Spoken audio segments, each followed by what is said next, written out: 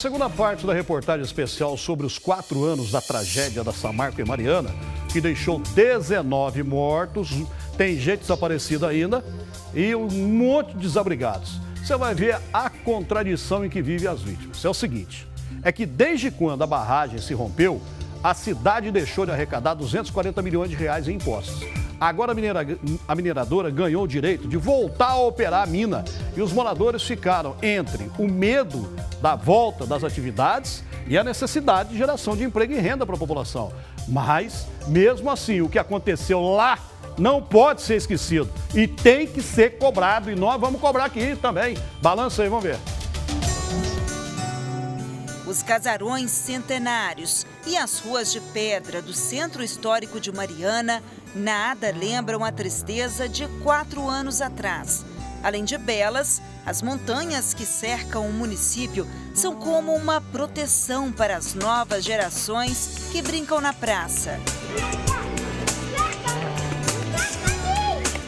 É uma cidade pequena Tem muita natureza? Tem, Muito lugar bonito? sim, Muita praça bacana? sim, Muita criança legal? sim, Muitos casarões? sim, Muita história? sim. E é por essas e outras características que Mariana quer ser lembrada. Mariana é uma cidade que, por ser a primeira cidade, capital de Minas, ela tem que ser muito respeitada no sentido de cultura, lazer. É uma cidade que, quando você ouve falar de Mariana, as pessoas admiram, você tem que ter a vontade de vir Mariana, conhecer Mariana. Valquíria nasceu aqui. Ela mora e trabalha na cidade, que é cheia de atrativos. Mariana sempre foi uma cidade bem pacata, bem receptiva e um lugar muito bom, muito tranquilo, de conviver. As belezas estão aí, mas não escondem as dificuldades que o município tem enfrentado. Desde o rompimento da barragem, a Prefeitura de Mariana deixou de arrecadar 240 milhões de reais com arrecadação de impostos por causa da paralisação das atividades da Samarco. O município vive uma contradição entre o medo da retomada dos trabalhos da mineradora e a necessidade da geração de empregos e arrecadação de impostos. Mariana chegou a perder 65 milhões de reais num único ano. E isso é muito impactante para a cidade do nosso tamanho. Então a gente espera que sim, seja aprovado o retorno da empresa, mas que ela volte com toda a segurança e que sirva de exemplo para as outras empresas. Às vésperas do desastre completar 4 anos, a mineradora obteve o licenciamento da Secretaria de Estado de Meio Ambiente.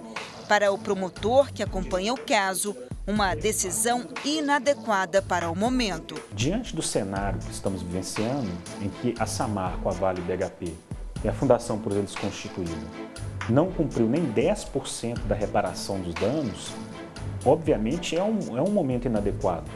Ela deveria, pelo menos, na nossa visão, ter cumprido os 50% da reparação de todos os danos que causou. Já Diego comemora. Ele já trabalhou na Samarco, mas atualmente está desempregado.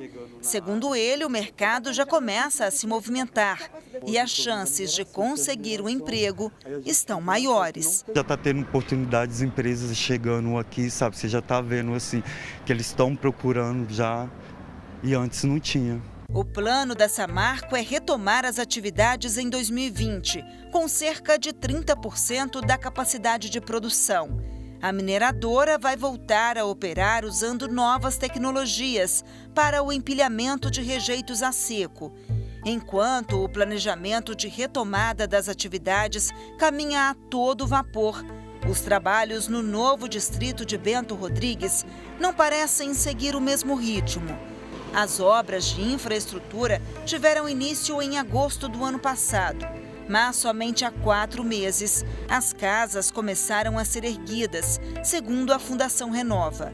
Muitas pessoas ainda vivem de forma provisória, enquanto aguardam pela entrega das novas moradias.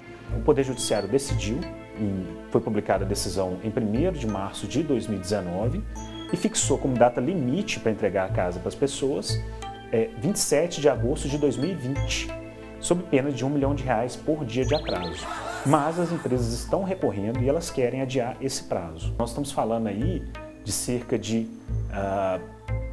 255 famílias em Bento Rodrigues, mais 130 em Paracatu de Baixo, mais 60 famílias decorrentes dos reassentamentos familiares. Nenhuma dessas famílias, né, nós estamos aí falando de mais de 400 famílias, receberam suas casas. Mauro, que eu encontrei matando a saudade do distrito antigo, disse que perdeu parte da renda que tinha com a plantação de jabuticaba e que o futuro dos atingidos é incerto. Essa plantação já era para o futuro, visando o futuro, uma parceria com um amigo para a produção de vinhos de jabuticaba.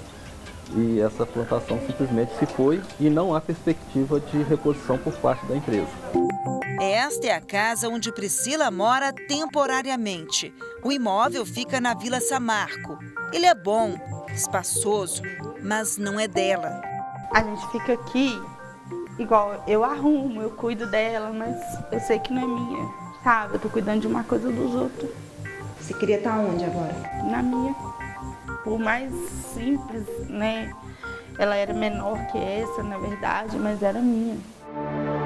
A dona de casa ficou entre a vida e a morte após ser resgatada da lama. Com vários ferimentos pelo corpo, ela passou 15 dias internada no pronto-socorro do Hospital João 23.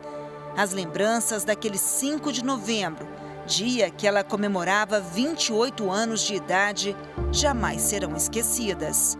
Quando eu olhei assim, a lama estava no joelho do meu irmão. Eu só peguei a Emanuele e falei assim, segura na roupa de titia. Daí pra lá, mas não tem. O Kaique foi arrancado dos meus braços, dormindo. E a Emanuele sumiu o meu irmão, sumiu o Nicolas, sumiu todo mundo. Priscila perdeu a sobrinha na tragédia. Emanuele tinha apenas 5 anos. O filho dela também foi arrastado pela lama de rejeitos e sobreviveu. Enquanto comemora a vida ao lado de Kaique, a dona de casa tenta provar na justiça que o número de mortos não foi 19, e sim 20 pessoas. Priscila estava grávida. Ela apresentou a Samarco o exame de sangue que constata a gestação e este laudo médico, mas não teve sucesso. Quando saiu a antecipação de 100 mil para quem tinha perdido vítimas, né, assim. Eles me ligaram para mim lá, com as provas da gravidez na mão. Quando eu cheguei lá que eu apresentei, eles falaram comigo assim que eu não tinha direito não, porque meu bebê não era considerado nascido vivo. Por meio de nota, a mineradora diz que não vai se pronunciar sobre o caso que está na justiça. Sem indenização, a dona de casa sobrevive com uma ajuda emergencial e espera pela punição dos culpados. As 22 pessoas denunciadas criminalmente pelo Ministério Público Federal em 2016 ainda não foram julgadas. São representantes da Samarco, da Vale e da BHP. 21 delas respondem pelas 19 mortes, danos a 250 feridos e pelos crimes ambientais. Um réu é acusado de emitir um laudo falso de estabilidade. Depois de muita luta, a direção da escola que ficava em Bento Rodrigues conseguiu este imóvel em Mariana. Os alunos que estudavam lá foram transferidos para cá e agora estão todos juntos. Eles começam a escrever uma nova história, sem jamais esquecer do que ficou para trás. As primas Letícia e Júlia eram muito pequenininhas quando precisaram sair correndo de casa para não serem levadas pelo mar de lama. Mas as memórias ainda estão vivas. A minha tia Leila, ela passou correndo desesperada e falou que a barragem estourou. Aí todo mundo ficou desesperado, todo mundo saiu correndo. Minha irmã estava tomando café, largou o copo para correr. Eu lembro que eu fiquei com medo da barragem, corri lá para dentro de casa e minha mãe largou minha irmãzinha no chão e foi me buscar. Elas contam ainda que sofreram bullying na escola onde foram acolhidas, logo após a tragédia. Eles falavam que a gente não era bem-vinda aqui, que a gente ocupava espaço, que a gente podia ter ficado na lama, podia ter morrido. São lembranças duras, que dificilmente serão apagadas, mas que poderão ser ressignificadas na escola, onde hoje elas se sentem amadas.